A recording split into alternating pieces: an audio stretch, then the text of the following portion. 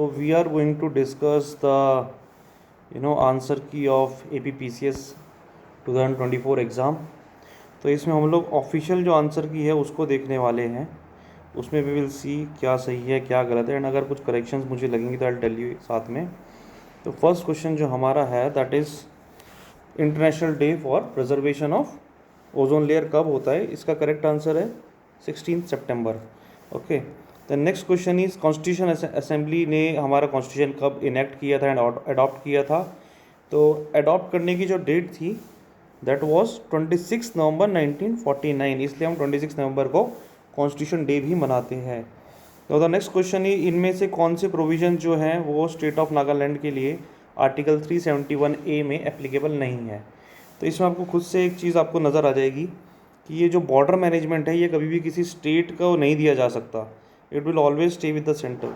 So here the answer would be C, border management. Okay, तो पहला जो question था वो थोड़ा मीडियम टू टफ रेंज में था। Second question was very easy, third question was guessable. Okay, easy आप कह सकते हैं उसको। उसके बाद हमारा नेक्स्ट क्वेश्चन है कि 12th शेड्यूल में क्या क्या नहीं आता? Fire service 12th schedule is municipalities, ठीक है। तो क्या क्या नहीं आता? फायर सर्विसेज जो है वो आएंगी, कि जाहिर सी बात है म्यूनसिपैलिटी को अंदर का प्रोटेक्ट करना है। Urban forestry again urban subject है, आएगा। अगर आपको नहीं भी आता ना तो आप इसमें थोड़ा सा गेस कर सकते हैं यहाँ पे कि पुलिस और ड्रग्स नारकोटिक्स ये किसी म्यूनसिपैलिटी के कंट्रोल में नहीं रह सकता। ओके, तो मेरे ख्याल से हिसाब से यहाँ पे आंसर होना चाहिए डी। ओके, मेरे हिसाब से क्या, आई थिंक हाँ ऑफिशियल आंसर की का भी आंसर यही है, डी। ओके, उसके बाद आता है आपका इनमें से किसको गांधी जी ने इनिशिएट नहीं किया था? ये बहुत इजी क्वेश्चन था। क्यों? क्योंकि इंडिया का सबसे पहला न्यूज़पेपर कौन सा था? बंगाल गैजेट। तो जाहिर सी बात है गांधी जी ने नहीं किया होगा। ओके, इसको करने वाले कौन थे? आई थिंक हिक्की करके कोई बंदा था, अंग्रेज़ था, उसने किया था। उसके बाद हमको क्लासिकल लैंग्वेजेस को क्रोनोलॉजिकल ऑर्डर में अरेंज करना है। तो इसका जो आंसर होगा सबसे पहले आता है हमारा तमिल। तमिल आया 2004 में। उसके बाद आई हमारी संस्कृत। संस्कृत आई 2005 में। दिस वाज 4 में, दिस वाज 5 में। उसके बाद कन्नड़ा आया हमारा 2008 में, और हमारा मलयालम आया 13 में। So the answer would be here B. Okay, then the next question black coat syndrome के बारे में पूछा गया है। ब्लैक कोट सिंड्रोम ये जो हमारे रिसेंटली हमारी जो प्रेसिडेंट है उन्होंने इसको मेंशन किया था कि कैसे लोग जो सिटीजन्स है वो कोर्ट की वजह से, जो कोर्ट का जो एडजमेंट का कल्चर है उसकी वजह से they have to face a lot of stress. So इसको जो है ब्लैक कोट सिंड्रोम बोला गया था। हमारी प्रेसिडेंट द्रौपदी मुर्मू ने इसको मेंशन किया था, रिसेंटली न्यूज़ में चल रहा था ये। Okay, so the next question is your Agartala Akhara rail link. Okay, तो अगरतला अखाड़ा रेल लिंक अगर देखें ये नॉर्थ ईस्ट को बांग्लादेश से कनेक्ट करता है, करेक्ट। उसके आगे क्या है कि इसको इनॉग्रेट 2017 में किया गया था Narendra Modi and Sheikh Hasina. I think 2017 नहीं, शायद 2023 में किया गया था। मैंने कहीं पे पढ़ा था, कहीं किसी ने 2019 भी मेंशन किया था, but according to me it is 2017 तो नहीं है।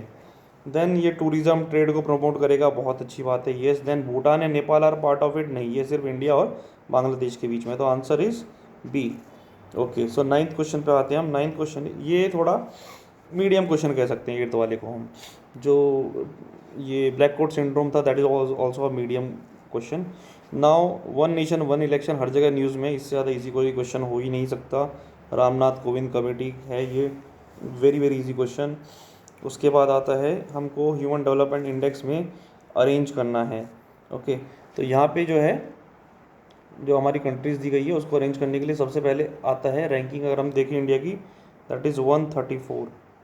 ओके, श्रीलंका की रैंकिंग हमारी क्या है? 78। चाइना की रैंकिंग क्या है? 75। बांग्लादेश की रैंकिंग क्या है? 129 एंड भूटान की 125। तो अगर आप यहाँ पे जब अरेंज करने लगेंगे तो सबसे पहले आपका आएगा चाइना, चाइना के बाद में आएगा आपका श्रीलंका, श्रीलंका के बाद भूटान, भूटान के बाद Bangladesh, and then India. That is B is your answer. उसके बाद हम बढ़ते हैं सिक्किम हमारा एसोसिएट स्टेट कब बना। इसमें एक थोड़ी सी कन्फ्यूजिंग चीज़ ये है कि सिक्किम इंडिया का स्टेट कब बना था?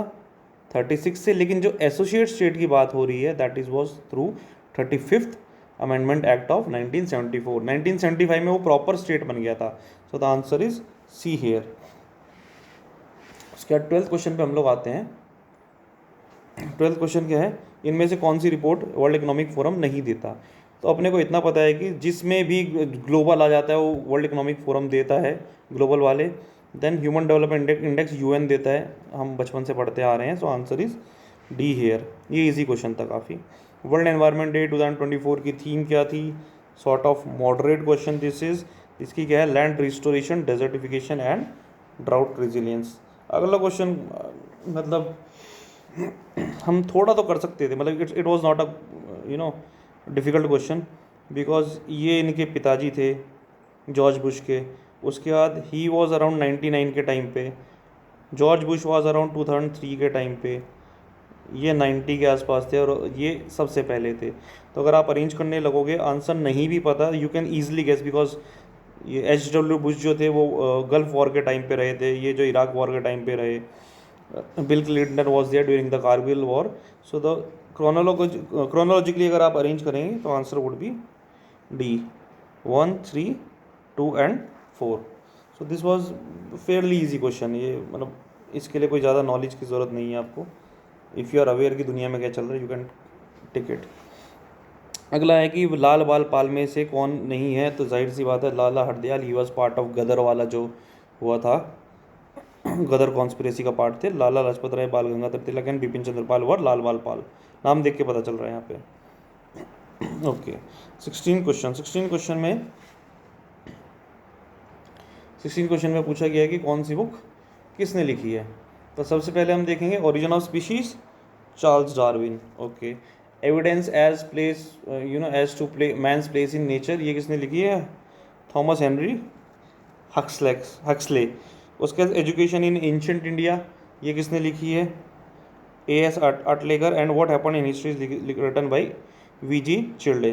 तो इसमें सिर्फ ओरिजिन ऑफ स्पीशीज जो है फर्स्ट का थर्ड हम मैच करके इन दोनों को एलिमिनेट कर सकते थे। उसके बाद फिर थोड़ा आइडिया है तो यू कैन डू, मतलब ये I will count this as a tough question only. इसका आंसर इज ए।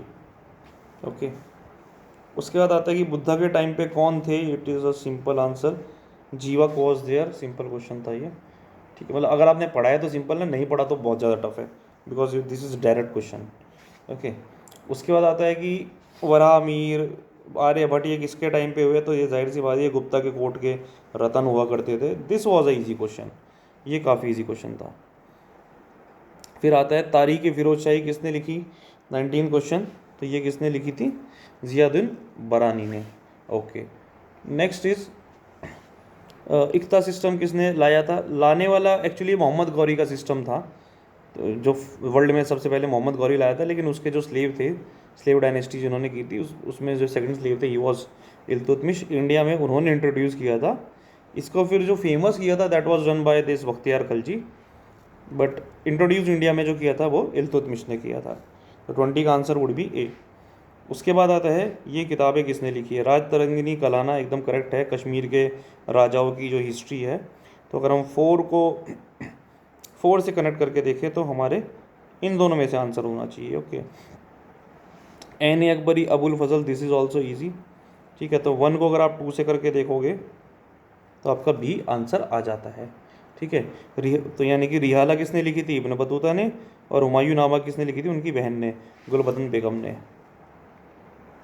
ओके, उसके बाद अभिनव भारत की स्थापना किसने की थी, V D. Savarkar and his brother Ganesh Savarkar. Okay, coming to next, ryotwari system जो है मद्रास में किसने इंट्रोड्यूस किया था, that was Thomas Munro. Next question पे आते हैं हम। ये क्वेश्चन थोड़ा डिफिकल्ट है। विटली कमीशन किस लिए था, तो this commission was for labour. This was a difficult question. ऊपर वाले क्वेश्चन फेयरली मीडियम क्वेश्चंस थे, मीडियम इजी जो भी आप कहना चाहें। ओके, फिर आता है कि अरुणाचल प्रदेश में it is the second largest north east state, नहीं है तो हमें पता ही है फर्स्ट लार्जेस्ट है, ठीक है। उसके बाद कितने क्लाइमेटिक जोन, कल्चरल जोन है हमारे यहाँ पे, 4 नहीं, हमारे यहाँ पे 5 कल्चरल जोन है। तो answer would B neither 1 not 2। Okay, फिर आता है red Q फ्लाइन Indian Pakistan, correct, ठीक है। उसके बाद Durand line is India and Afghanistan, McMahon line is India and China. तो ये दोनों गलत हो गए, तो answer would B only A 26 question का। फिर आता है इनमें से कौन सा पासिस अरुणाचल प्रदेश से पास नहीं करता, दैट इज़ योर डरमा पास, ये अरुणाचल प्रदेश से पास नहीं करता। नेक्स्ट क्या करना है हमें, ओके हमारा जो सेंसस है उसके हमें ग्रोथ रेट से पॉपुलेशन मतलब उस डेकेडल ग्रोथ रेट से हमको यहाँ पे मैच करना है। 1971 से 81 का जो डेकेडल ग्रोथ रेट था वो ऑलमोस्ट सबसे ज़्यादा था, that was around 30%, this one is wrong. 81 से 91 23% करेक्ट, 91 से 2001 21.54 करेक्ट, एंड 2001 से 2011 वाज अराउंड 19%। तो इसका जो आंसर होगा ऑफिशियल आंसर की के हिसाब से इसका आंसर है डी। तो ऑफिशियल आंसर की के हिसाब से इसका आंसर है डी, बट मेरे हिसाब से इसका आंसर आई थिंक सी होना चाहिए। ओके तो यस हम अभी ऑफिशियल आंसर की बात कर रहे हैं, तो ऑफिशियल आंसर की के हिसाब से इसका आंसर है डी 28 का। ये क्वेश्चन मतलब वियर्ड क्वेश्चन था, वियर्ड इन द सेंस कि 15 to 20% क्वेश्चन ऐसे होते हैं जो कि आपके करने के लिए नहीं होते, सिर्फ टाइम वेस्ट करने के लिए और कॉन्फिडेंस डाउन करने के लिए होते हैं, उनमें से ये एक क्वेश्चन था। अगला क्वेश्चन भी कुछ कुछ वैसे ही है, हालांकि अगला क्वेश्चन करने लायक था, it was not a difficult question. So 29 question पे अगर हम आते हैं तो इसमें क्या है, रियांग त्रिपुरा करेक्ट है, हमें पता है। जरावा अंडमान एंड निकोबार करेक्ट है, ये दोनों बहुत फेमस है, ये मतलब हम सुनते रहते हैं। तो अगर 1 और 3 किस में हम देखेंगे किस किस में है, इन दोनों में से कोई एक आंसर है।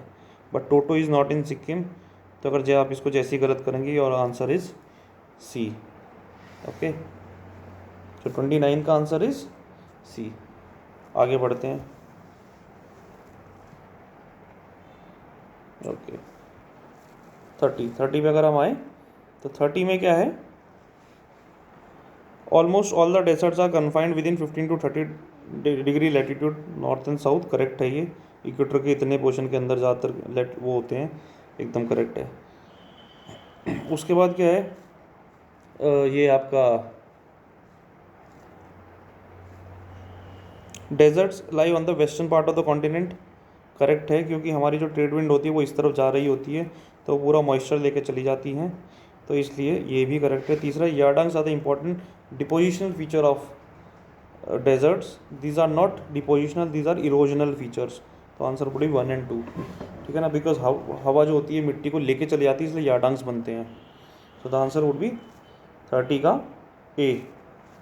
अगले पे आते हैं, decadal population growth rate of Arunachal Pradesh, usually इसको हम याद करके जाते हैं, so I will not really call it a difficult question. हालांकि अगर आपने नहीं पढ़ा तो वेरी डिफिकल्ट है, तो 25.9 या समथिंग ऐसे है, तो 26% इसका आएगा, 31 का ए आएगा। उसके बाद आता है 32 की अगर हम बात करें तो यहाँ पे है अपना डेविजियन मॉडल ऑफ जोग्राफिकल साइकिल के बारे में ये क्वेश्चन आया हुआ है। तो इसमें पूछा गया, landforms are evolve products of the interaction of endogenetic and exogenetic forces, ठीक है, एंडोजेनिक फोर्सेस होती है, एक्सोजेनिक फोर्सेस होती है, उससे मिलकर लैंडफॉर्म्स बनते हैं, correct. Streams erode their valley rapidly downward, correct है। Until the graded condition is achieved, यानी कि वो जिस हद तक उसको ग्रेड कर सकती है तब तक वो उसको बहुत जल्दी जल्दी ग्रेड करती है, उसके बाद फिर वो स्लो हो जाता है मोशन, करेक्ट है ये भी। There is a short time rapid rate of upliftment in the land mass, एकदम करेक्ट है। तो answer would be your C होना चाहिए। 32 ऑफिशियली आंसर की में जो आंसर है दैट इज सी। फिर आता है साइक्लोन के बारे में, टाइफून, साइक्लोन, ये सब के बारे में, इसमें किस किस को एकदम करेक्टली मैच किया गया, दैट इज़ द क्वेश्चन। सबसे आसान बात ये है कि सभी को सीधा सीधा किया है। विली विलीज ऑस्ट्रेलिया, टॉर्नेडोज आते हैं आपके यूएसए में, हरिकेन्स आते हैं आपके कैरिबियन आइलैंड में, टाइफून आते हैं आपके जापान एंड चाइना सी उस साइड में। तो आपके चारों के चारों ही यहाँ पे करेक्ट है। It is a easy to medium question, you can see that. अब आता है नेशनल वाटरवेज, यूजुअली हम याद करते हैं, तो ये पता होना चाहिए था। I will not call it a tough question, at least at waterway 1 और 2 तो हमें पता होता है, तो 1 और 2 इसलिए शायद इन्होंने करेक्ट भी किया, because usually everybody knows waterway 1 और 2, सो दैट वाटरवे 1 और 2 आर करेक्ट। लेकिन जो वाटरवे 3 हमारा है दैट इज़ हेयर रॉन्ग, ठीक है ना, क्योंकि वाटरवे जो 3 है वो अपना केरला में पड़ता है, Krishna river is in your Andhra Pradesh, so third is wrong, answer is A, 34 का ए। उसके बाद आता है which of the following is a minor industries region area. तो इसका जो हमारा है बिलासपुर कोरबा रीजन जो हमारा that is a minor industries area, सीधा सीधा आंसर है। This is not a easy question, इसको आप टफ की रेंज में रख सकते हैं, यूजुअली हम ये नहीं पढ़ते हैं यूजुअली। अब अगला क्वेश्चन हमारा आता है क्वेश्चन नंबर 36। इसमें क्या क्या करेक्ट है? मैंगो शावर एकदम करेक्ट हमारे। जो शुरुआत की जो बारिश होती है जो केरला और कर्नाटक की तरफ आती है उसको हम मैंगो शावर्स बोलते हैं। उसके बाद नॉर्वेस्टर हमारे बंगाल और असम में जो बारिश आती है उसको बोलते हैं। फिर हमारा जो है ये जो क्या बोलते हैं इसको, बारदोली चीरा। आपको पता है बारदोली कहाँ पे था? आसाम में था, तो it will go to Assam, तो ये गलत है। और जो ब्लॉसम शावर है that is Kerala, that is correct. तो अगर हम 36 के आंसर की बात करें that would be C 1, 2 and 4। उसके बाद हमारी बात आती है कोपन क्लाइमेट क्लासिफिकेशन जो है उसके हिसाब से नॉर्थ ईस्ट को कैसे डिस्क्राइब किया गया है। ये अगर आपने पढ़ा है तो आपको आता होगा, नहीं पढ़ा तो नहीं आता होगा। That was a tough one. ये आंसर की के हिसाब से pedology is the answer. This was actually a tough one. पर 20% क्वेश्चन होते ही ऐसे हैं जो आपको करने के लिए नहीं होते, ठीक है ना, उनमें हो only if you have read it you will know it. फिर आता है रिसेंटली हमने नेशनल मैरीटाइम हेरिटेज कॉम्प्लेक्स को अप्रूव किया है। ये कहाँ पे अप्रूव किया है? ये हमने लोथल में अप्रूव किया था। लोथल कहाँ पे? गुजरात में। लोथल। यार मेरे को अपना ये पेन का टाइप चेंज करना पड़ेगा।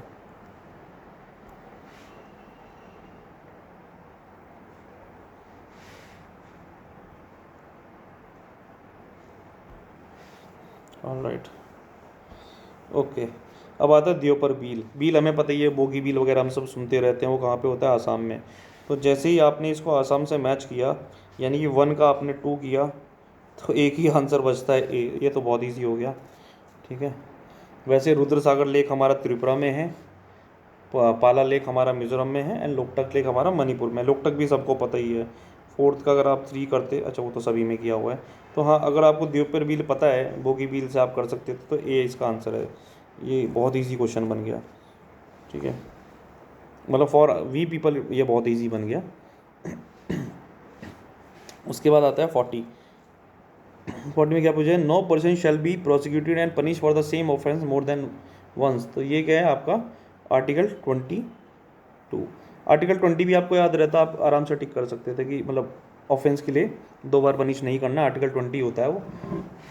तो this is a easy question, this is actually very easy question. Polity के क्वेश्चन ईजी आए हैं सारे।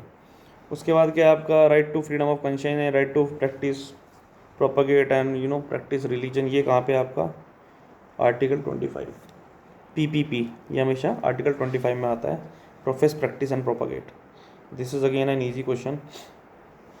उसके बाद आता है आपका, हमको मैच करना है रीजनल एस्पिरेशंस को स्टेट से मैच करना है। Question number 42। तो इसमें मैं अपनी तरफ से ना बोल के सीधा यही बताता हूँ ऑफिशियल आंसर की क्या है। ऑफिशियल आंसर की इज़ सी, यानी फर्स्ट को मैच किया गया है 30 से, सोशल रिलीजियस आइडेंटिटी। बिकॉज ये वाला क्वेश्चन ऐसा है कि थोड़ा सब्जेक्टिव है, so I will not go with my views और मुझे क्या लगता है इसमें आंसर क्या, जो कमीशन को लगता है वो इसका आंसर है। सेकंड को लिंग्विस्टिक आइडेंटिटी को किया गया तमिलनाडु से। देन थर्ड को किया गया है रीजनल इम्बैलेंस को झारखंड एंड छत्तीसगढ़ से। एंड योर सेसेशनिस्ट डिमांड को किया गया है नागालैंड एंड मिजोरम से। Okay, so C is your answer here. उसके बाद आता है आपका who had made a distinction between India as a fatherland and India as a holy land. पितृभूमि एंड पुण्य भूमि में डिफरेंस किसने किया था? दैट वाज योर वी.डी. सावरकर। 43 का क्या है? सी है। उसके बाद आते हैं द्रविड़न मूवमेंट को किसने फॉर्म किया था? पेरियार। हम बहुत बार नाम सुनते हैं, वेरी इजी क्वेश्चन। इजी नहीं मतलब मीडियम इजी बोल सकते हैं आप, ठीक है ना, बिकॉज अन्नादुराई भी थोड़ा कंफ्यूजिंग हो सकता है, but if you know the answer definitely it's not Annadurai, it's Periyar. हम हमेशा सुनते हैं पेरियार का नाम। शाह कमीशन की बात आती है, शाह कमीशन कब अपॉइंट किया गया था? Your answer would be here C, 1977 में शाह कमीशन को अपॉइंट किया गया था। अब आता है which of the following ideas did not form a part of the early phase of India's development policy. हमें पता है एलपीजी रिफॉर्म्स हमारे कब आए हैं? 1991 में। तो LPG was not part of our initial development policy, answer would be liberalisation. This is a fairly easy question. कुछ क्वेश्चन टफ हैं, कुछ मतलब मीडियम के बजाय इजी और टफ की रेंज में ज़्यादा घूम रहा है पेपर, और इजी वाले पार्ट ज़्यादा है। Which of the following is responsible for conducting election for local bodies. जाहिर सी बात है, अगर हम स्टेट के इलेक्शंस की बात कर रहे हैं तो स्टेट लोकल बॉडीज स्टेट के इलेक्शन, तो उसको कौन कराएगा? स्टेट इलेक्शन कमीशन कराएगा उस इलेक्शन को। ऑलराइट, ठीक है। उसके बाद हम आगे बढ़ते हैं। केशवानंदा भारती केस कब आया था? ये तो हमें पता ही है, 24 अप्रैल 1973। मतलब ये तो रट जाना चाहिए सबको। ओके, ये डेट तो रटी होनी चाहिए बहुत अच्छे से। उसके बाद आता है under whose chairmanship was the commission constituted to review the working of Indian constitution. Indian constitution की वर्किंग को रिव्यू करने के लिए किसके अंदर आया था? ये था justice MN Venkatachaliah. This was the answer. Difficult question था ये बहुत। उसके बाद which country's constitution is known as the peace constitution. इन्होंने बोला था कि will not have a standing army, इसलिए इसको पीस कॉन्स्टिट्यूशन बोला जाता है। तो कौन सा देश है which does not have a standing army? Japanese constitution. मतलब if you have heard about it, या फिर इसको गेस किया जा सकता था बेसिकली। पढ़ा, इसको पढ़ता तो कोई नहीं है, किसी ने नहीं पढ़ा होगा ये, but this could have been guessed. Okay, फिर आता है 51 में क्या है क्वेश्चन? क्या है? Who amongst the following argued that reordering of Hinduism wasn't possible without liberal principles. तो जाहिर सी बात है, हमें पता है कि स्वामी विवेकानंद जो है वो आर के मिशन के पार्ट थे, and are K mission is not a sect of Hinduism, उसका हिंदुइज्म से कोई लेना देना नहीं है। तो जाहिर सी बात है, अगर हिंदुइज्म को रिफॉर्म करने की बात की गई है तो it will not be Swami Vivekananda. Gandhi ji तो बोलते ही थे कि कास्ट सिस्टम करेक्ट है, ठीक है ना? करेक्ट नहीं है, बेसिकली वो कहते थे कि कास्ट सिस्टम का जो एक्चुअल पर्पस है दैट इज़ नॉट डिस्क्रिमिनेशन, वो चेंज हो गया है। सो यहाँ पे आर्य समाज यूज टू से कि गो बैक टू वेदास। तो यूल हैव टू, मतलब Arya Samaj was all about women education, female equality, you know, widow remarriage, वो सारी चीज़ें। So they had a liberal thought of thoughts. तो स्वामी दयानंद सरस्वती आर्य समाज ने ये बोला था कि अगर आपको हिंदुज़म को रीऑर्डर करना है तो उसको लिबरल बनाना पड़ेगा, ठीक है। मैंने इसलिए स्वामी विवेकानंद का अलग से बताया बिकॉज यूजली लोग स्वामी विवेकानंद करते हैं, but you need to understand कि R K mission is not a sect of Hinduism, it is a different thing, and Hinduism is a different thing. Do not confuse the two. Officially, ठीक है ना, बाकायदा court में legally it is a different thing, सिर्फ बोलने के लिए नहीं।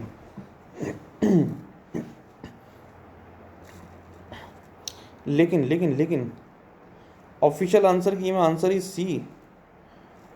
सो मैं आपको ये चीज़ बताना चाहूँगा कि ऑफिशियल आंसर की में आंसर इज सी। ओके, तो ये मेरे हिसाब से ए होना चाहिए। This is according to me, and official answer key में answer is C. Okay, this is new for me because मेरे हिसाब से इसका ए ही होना चाहिए। Swami Vivekananda is not related to Hinduism and he did not even comment on it. Swami Dayanand Saraswati ने बोला था कि will have to talk about women education and all those things to reorder Hinduism. So yes, okay, controversy ख़त्म करते हैं। सीधा सा बात ये है कि ऑफिशियल इज सी एंड मेरा है ये आंसर। ओके, आर्टिकल 52 में आते हैं। Which article of the directive DPSP state that the citizen women and are all equal and they have the right educate means of livelihood. तो means of livelihood की बात आती है, आर्टिकल 39 बन जाता है ये। फिर आता है ओके, शेड्यूल्स को मैच करना है। क्वेश्चन नंबर 53, सबसे पहले आता है 10th शेड्यूल। ये क्या है? Disqualification on the ground of defection, anti defection के बारे में है। शेड्यूल 9 की बात आती है। Schedule 9 is related to your article 31B, land वगैरह के बारे में जो था। Schedule 8 is related to languages, and schedule 7 is related to your 3 list. तो the answer would be A. Answer would be ए।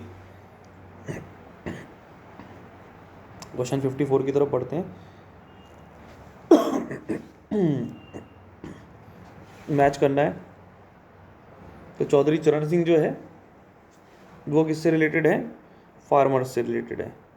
तो 1 को अगर 3 से करेंगे तो इन दोनों में से आंसर होना चाहिए, यानी कि वर्गीस कुरियन भी 4 ही होंगे, अपने आप ही पता चल गया। अब हमें बात करनी है पीसी महालनोबिस का। PC Mahalanobis is related to, इन्होंने इंडस्ट्रियलाइजेशन की बात की थी, तो 2 का हुआ 1, so your answer would be B. 54 का आंसर इज बी। उसके बाद आता है question number 55, very controversial in the sense कि ऑफिशियल आंसर की में इसका आंसर है ए, बट मेरे हिसाब से इसका आंसर होगा बी। मेरे हिसाब से इसका आंसर होगा बी। ऑफिशियल आंसर की में इसका आंसर है अशोक मेहता कमेटी की, किसने फर्स्ट टाइम 3 टियर स्ट्रक्चर की बात की थी। ठीक है, so according to me is answer is B, but according to official answer key answer is A. अगर आपको चैलेंज करना है तो याद रखिएगा, चैलेंज करने के लिए कोई रैंडम लक्ष्मीकांत वगैरह ये सब किताबों को कोट करके मत चैलेंज कीजिएगा, because these are not official sources. अगर आपको चैलेंज करना होता है so that has to be through the NCERT only. तो कोई एनसीईआरटी उठाइए, ढूंढिए और उसमें आंसर आपको पता चल जाएगा। अब आता है 56 वेरी इजी क्वेश्चन, क्योंकि G20 न्यूज़ में था ही। यूरोपियन यूनियन पहले से G20 का पार्ट था, हम लोगों के कहने से अफ्रीकन यूनियन को भी उसमें जोड़ दिया गया। आसियान नहीं है उसका पार्ट, तो answer is C. Easy question है, अगर आप दुनियादारी की थोड़ी सी खबर रखते हैं तो it is an easy question. फिर आता है क्वेश्चन नंबर 57 कि 1982 में कौन सा ऐसा इंस्टीट्यूशन बना था जिसका purpose was institutional credit to agriculture and rural areas. अगर आपको 1982 भी नहीं पता तो आपको पता होना चाहिए कि credit to agriculture and rural area जो है नाबार्ड का एकदम काम है। हालांकि जुलाई में आई थिंक 1982 में ये बना था नाबार्ड, तो आंसर इज नाबार्ड। बट चारों ऑप्शन ऐसे रखे हैं कि you are bound to get confused, this is true, इसमें कन्फ्यूज़ होना बनता था। तो ये टफ क्वेश्चन की कैटेगरी में मैं रखूँगा। अगर आपको पता है 82 तो आप इसको कर सकते थे, वरना you are bound to get confused. अब हमको क्रोनोलॉजिकल ऑर्डर में अरेंज करना है चीज़ों को क्वेश्चन नंबर 58 में। ओके, तो सबसे पहले देखते हैं, मैं सीधा आंसर के हिसाब से बताता हूँ। सब सेकंड 5 ईयर प्लान कब आया, 1956 में, ठीक है ना, जाहिर सी बात है। नेशनलाइजेशन कब हुआ, 1969 में। न्यू इकोनॉमिक पॉलिसी कब आई, 1999 में, 91 में। और जीएसटी कब आया, 2017 में। तो इसके हिसाब से जब हम अरेंज करेंगे तो आंसर वुड बी डी। फिर आता है किसान विकास पत्र वाला क्वेश्चन हमारा 59 क्वेश्चन, कि इसमें KVP is a deposit scheme in post office which accept minimum amount of, चारों में 1000 है तो कोई दिक्कत ही नहीं है, 1000 ही होगा। And maximum amount which can be deposited is unlimited. Government will not से कि आप इतने ही पैसे इसमें डालो, क्योंकि गवर्नमेंट को भी खर्च करने को थोड़े पैसे मिल जाते हैं पब्लिक अकाउंट में, तो unlimited amount you can put in that. अच्छा, एक में 10,000 दिया गया था, नहीं। गवर्नमेंट की यूजुअली जितनी भी स्कीम होती है उसमें मिनिमम 1000 के आसपास रखते हैं डिपॉजिट जो होता है। जैसे कि आप NPS देखोगे उसमें भी मिनिमम 1000 आप कर सकते हो। यूजुअली की बात कर रहा हूँ मैं, हमेशा 100% नहीं। ओके, अब आता है which of the following are the main green house gases. तो सबसे पहला ऑक्सीजन नहीं होगा ग्रीन हाउस गैसेज, तो ऑक्सीजन वाले ऑप्शन तो काट ही दो, ठीक है। उसके बाद कार्बन डाइऑक्साइड होता है, करेक्ट है, कार्बन डाइऑक्साइड चारों में है। उसके बाद मीथेन होता है, इसमें मीथेन नहीं है। पर क्या नाइट्रोजन होता है, नहीं। हम जब भी बात करते हैं हम NOx की बात करते हैं कि व्हीकल से क्या निकलता है, NOx, यानी कि नाइट्रस ऑक्साइड।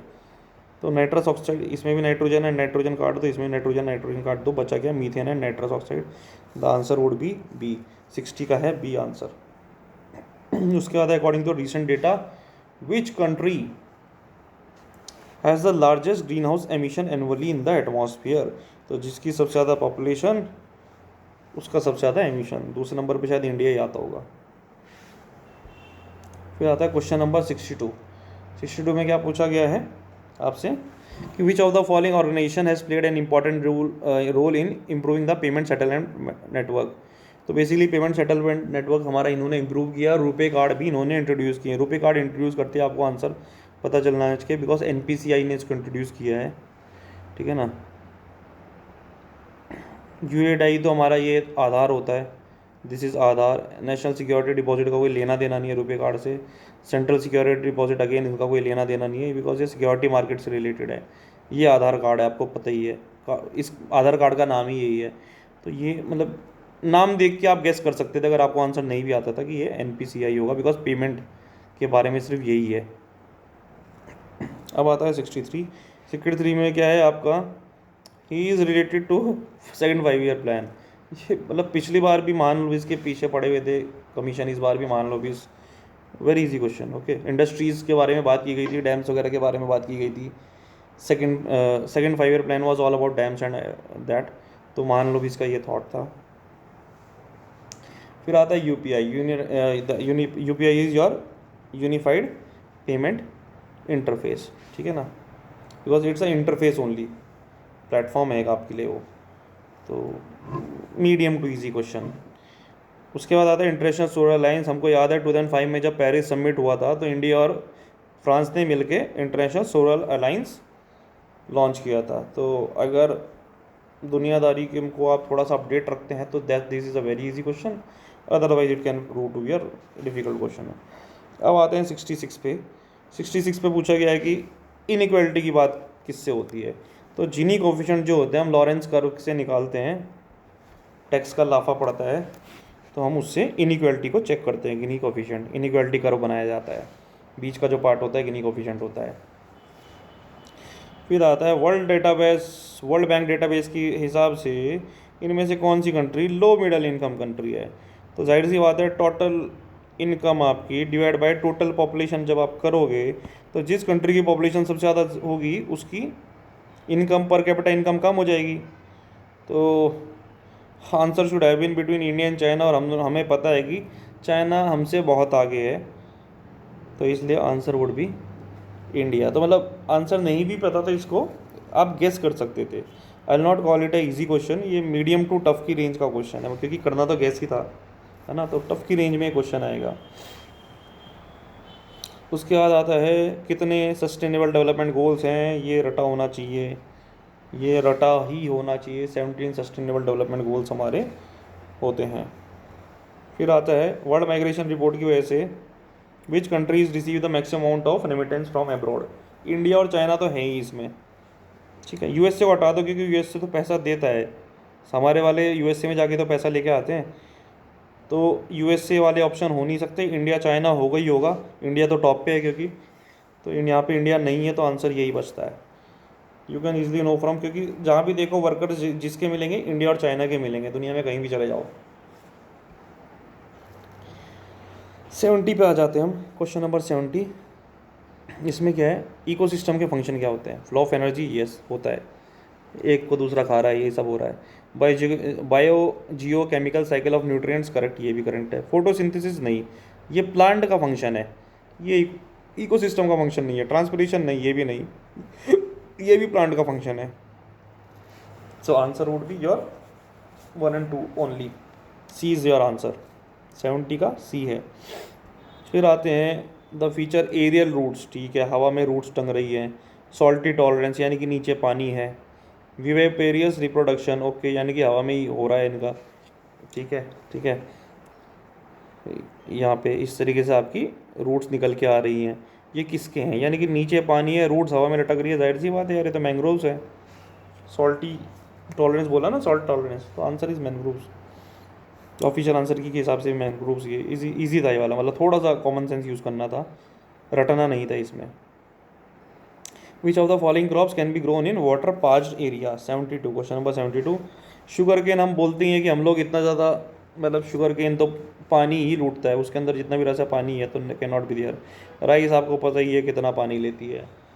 कॉटन और sorghum में आप कंफ्यूज हो सकते थे कि कॉटन भी जो है राजस्थान एरिया में होती है, बट आपको जानना पड़ेगा कि कॉटन कहाँ पे होती है, ये श्री गंगानगर एरिया में होते हैं, है ना, राजस्थान का जो बॉर्डर एरिया से। But you have to understand कि वहाँ पे इंदिरा गांधी कैनाल लेके जाना पड़ा था उसको उगाने के लिए। वहाँ पे जो पंजाब के महाराजा थे उनको कैनाल्स बनानी पड़ी थी ताकि वहाँ पे कॉटन उगाई जा सके। सो कॉटन की क्लाइमेटिक कंडीशन राजस्थान में एग्जिस्ट करती है, पर पानी को लेके जाना पड़ता है वहाँ तक, तो आंसर वुड भी सेमी पाज्ड वाटर पाज्ड एरिया में जो होने के लिए है sorghum, answer would B sorghum। थोड़ा सा सोच के इसको किया जा सकता था, मतलब ये डायरेक्ट रटने कहीं पे आपने पढ़ा नहीं होगा, पर थोड़ा सा कॉमन सेंस यूज़ करके इसको किया जा सकता था। Oxylophytes are a group of plant that can be grown under, इसका डायरेक्ट आंसर बताते हैं, बिकॉज इवन मैं करता तो मैं भी नहीं करता इसको। That can be grown under acidic soil condition. तो अगर आपको ऑक्सिलोफाइट वर्ड का मीनिंग पता है तो आप इसको कर सकते थे। मतलब सेलाइन कंडीशन हमें पता है हेलोफाइट्स होता है, ठीक है, इसका अपने को पता है दैट इज़ हेलोफाइट्स। तो ऑक्सिलोफाइट का मीनिंग ही है the plants that grow in acidic condition. इस वर्ड का मीनिंग ही यही है। तो if you know the meaning of the word you could have done it. Okay, I did not know the meaning, so इसलिए मैंने बोला सीधा आंसर बताता हूँ। उसके बाद आता है क्वेश्चन नंबर 74। क्वेश्चन क्या है कि the important strategy to conserve biodiversity along the human life is biosphere reserve. ठीक है, डायरेक्ट डेफिनेशन है। 74 का आंसर इज योर बी। उसके बाद आता है state bird of Arunachal Pradesh. ये तो आप सबको पता होना चाहिए था, because bicornis, this is your state bird. उसके बाद आता है नागोया प्रोटोकॉल। हालांकि ये स्टेट बर्ड यूजुअली हम नहीं पढ़ते, साइंटिफिक नेम मैंने भी नहीं पढ़ा था, सो आई विल नॉट से कि इजी क्वेश्चन था। This was a fairly tough question था ये, ऊपर वाला भी टफ क्वेश्चन था। उसके बाद आता है Nagoya protocol, supplementary protocol for the convention to the convention of biodiversity CBD 2010 का जो वो था सप्लीमेंट्री प्रोटोकॉल। ये आपको पता है तो पता है, नहीं पता है तो नहीं पता, ये रटने वाली चीज़ थी। If you have read it you have read it. तो इसमें शेयरिंग ऑफ बेनिफिट्स की बात की गई थी। तो that answer is a. 76 answer is a. कौन से स्टेट में एक भी नेशनल पार्क नहीं है? अगेन ये भी वही क्वेश्चन है कि अगर आपने पढ़ा है तो आपको आता होगा, पढ़ा है तो बहुत इजी क्वेश्चन है, वरना ये मुश्किल क्वेश्चन है। आंसर इज डी, पंजाब में एक भी नेशनल पार्क नहीं है। ठीक है, फिर हम आ जाते हैं बायोडाइवर्सिटी हॉटस्पॉट का कॉन्सेप्ट कौन लेके आया? Easy question, Norman Myers. ठीक है, 1988 में कॉन्सेप्ट लेके आए थे, 1988 में लेके आए थे। अगर आपने पढ़ा है तो इजी क्वेश्चन है, अदरवाइज दिस इज ऑल्सो वही क्वेश्चन जो आपको छोड़ना होता है एग्जाम में। ठीक है ना, ईजी तो नहीं है खैर ये। ठीक है, फिर आता है based of the global warming potential index developed by IPCC which of the following is the most potent green house gas. Usually हम कार्बन डाइऑक्साइड को सोचते हैं, बट कार्बन डाइऑक्साइड को तो हम 1 मान के चलते हैं, उसके कंपैरिजन में हम बाकी को कैलकुलेट करते हैं। तो यहाँ पे जो है हेक्साफ्लोराइड्स, फ्लोराइड्स वगैरह जितने भी हैं, ये सल्फर हेक्साफ्लोराइड, सल्फर, ये सारी ही सबसे ज़्यादा खतरनाक होती है। They stay in environment for very very long time. तो 79 का आंसर इज योर डी। अब आते हैं 80 पे, mission life, lifestyle for environment. ये सब नरेंद्र मोदी ने जो किया था, कौन सी COP मीटिंग, कोप मीटिंग में किया था? ये ग्लासगो में हमने किया था। ठीक है, ये भी अगर आप न्यूज़ फॉलो कर रहे हो तो पता होगा, अदरवाइज ऐसे तो नहीं पता होगा ये वाला आंसर। अगला क्वेश्चन टफ है, वेरी वेरी टफ, मुझे भी नहीं पता था इसका आंसर, ये इसलिए ऑफिशियल आंसर की मैं जो है वही बताता हूँ।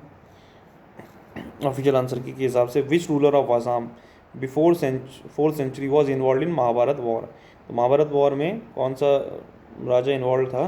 तो as per the official answer key answer is भागदत्ता। ठीक है, आई डोंट नो द आंसर की का मैं बता रहा हूँ, भागदत्ता। फिर आता है खासी लैंग्वेज कौन से उससे बिलोंग करती है?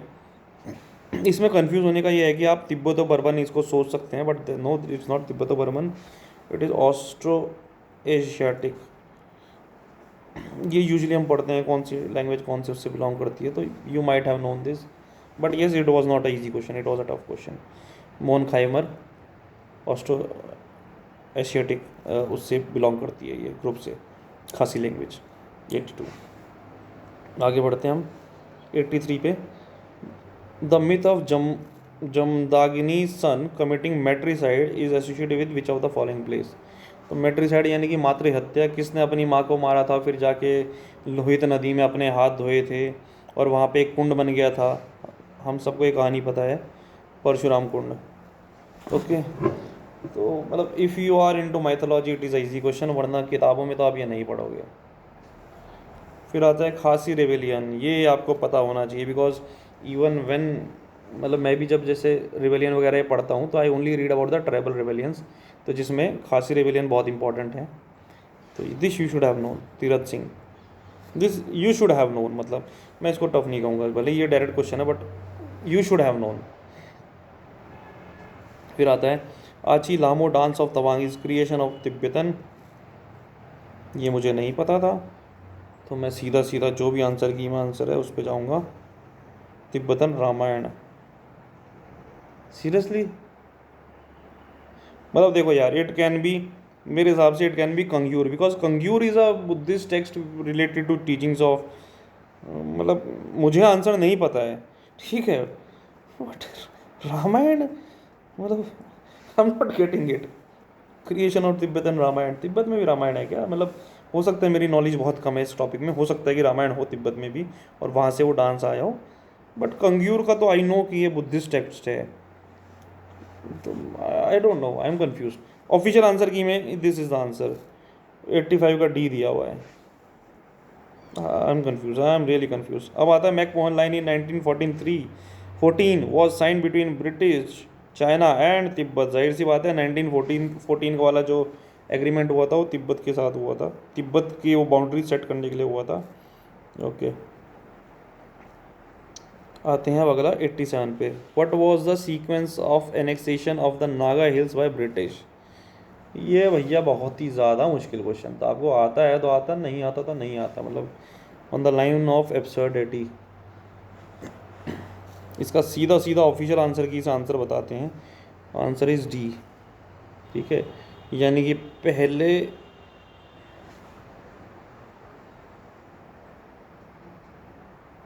ये कितना इजी क्वेश्चन है। सीक्वेंस ऑफ एनेक्सेशन, जाहिर सी बात है सबसे पहले 1866, उसके बाद 1875, उसके बाद 1889 और उसके बाद 1904। ऑब्वियसली पहले 1866 में एनेक्स किया होगा, फिर 1875 में किया होगा, फिर 89 में किया होगा, फिर 1904 में किया होगा। वाओ, मैं इसको it is still absurd question, but it is such a easy question. अगर आप पढ़ के देखो, सीक्वेंस बताना है एनेक्सेशन का, तो पहले 86, 87, 89 और 1904।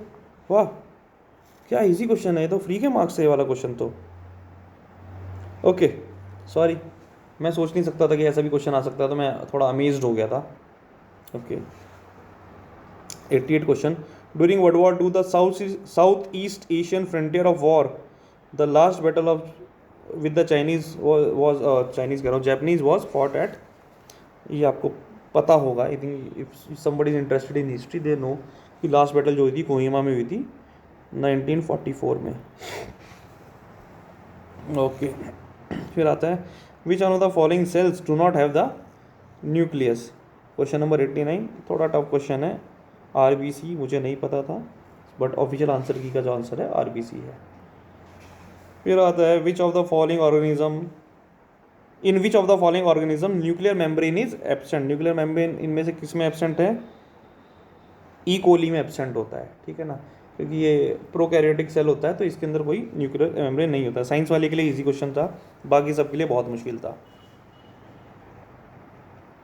फिर आता है the compound eye is present in which of the following organisms. ये क्या क्वेश्चन है यार, मतलब I don't know the answer, so मैं आपको डायरेक्ट ऑफिशियल आंसर की का आंसर बताता हूँ। The answer is honey B. Honey bee में कंपाउंड आई नहीं होती, ठीक है ना।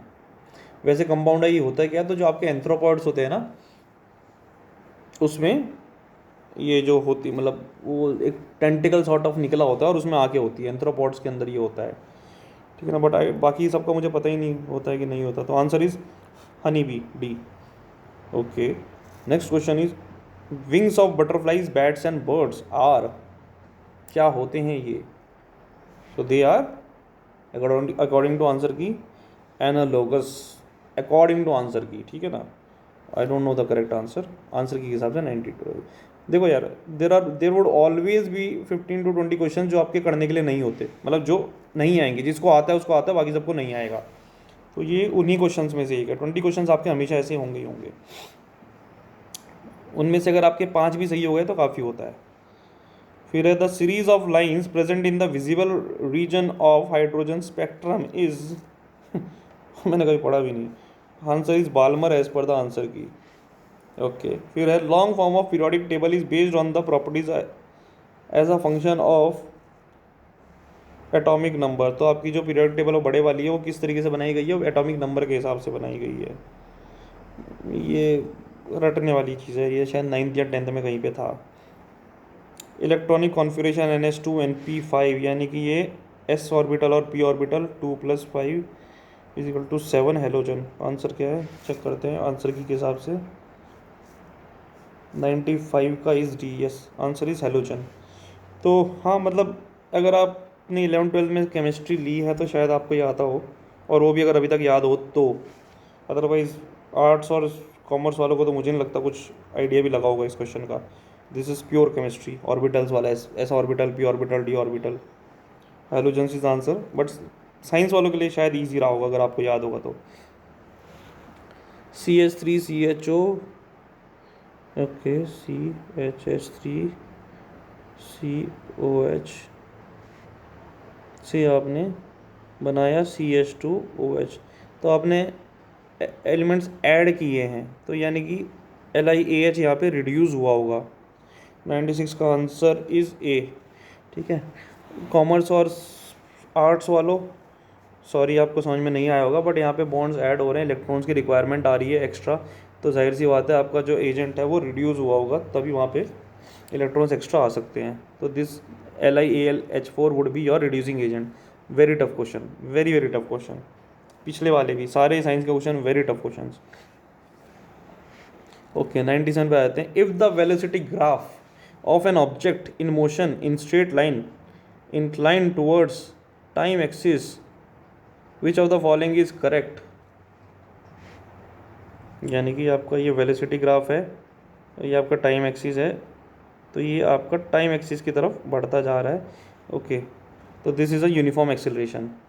आंसर की में देखते हैं, आंसर की में आंसर क्या है, 97 का C, yes, uniform acceleration. Again tough question, I not count it as easy question, tough question है, बहुत बहुत टफ क्वेश्चन है। फिर है density of water is maximum at 4 degree centigrade. ये तो मतलब आइस जो होती है सॉलिड फॉर्म में 4 डिग्री सेल्सियस होती है, ये आप रटते हुए आए होंगे बचपन से, 8th 9th 10th क्लास, हर क्लास में पढ़ा होगा। So I think this you should have known. Medium question इसको बोल सकते हैं, नॉट वेरी टफ। फिर आता है the change of solid directly to vapour, sublimation होता है। आंसर क्या है, 99 का डी। हाँ, आपको कपूर को देखा होगा आपने, नेपथलीन बॉल को डायरेक्ट वो बन जाता है, दैट इज सब्लिमेशन। ये डेफिनेशन है ये इसकी, ये शायद आपको आती हो। फिर है basic instrument employed in just detect the current, current is एमीमीटर।